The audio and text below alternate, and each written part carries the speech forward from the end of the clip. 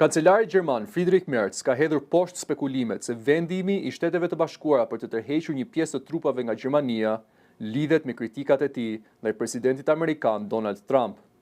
Duke folur për mediat, Merz theksoi se njoftimi i Pentagonit për tërheqjen e rreth 5000 trupave nuk është një zhvillim i ri, por një proces i diskutuar më herët.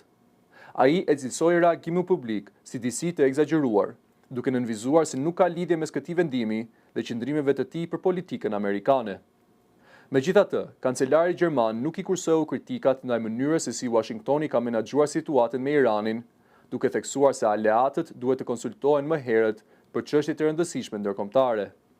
Në të njëjtën kohë, Merz u përpoq të qetësojë shqetësimet për marrëdhëniet transatlantike, duke deklaruar se Gjermania mbetet e angazhuar për bashkëpunim me Shtetet e Bashkuara dhe se ato mbeten partneri më i rëndësishëm në kuadër të NATO-s. Sa i përket çështjes së vendosjes së raketave amerikane Tomahawk në territorin gjerman, Merz u shpreh se aktualisht kjo nuk është e mundur për shkak të mungesës së kapaciteteve nga ana e SBA-s. Ai shtoi se, megjithatë, nuk ka asnjë ndryshim në angazhimin amerikan për parandalimin bërthamor në territorin e aleancës së Atlantikut të Veriut.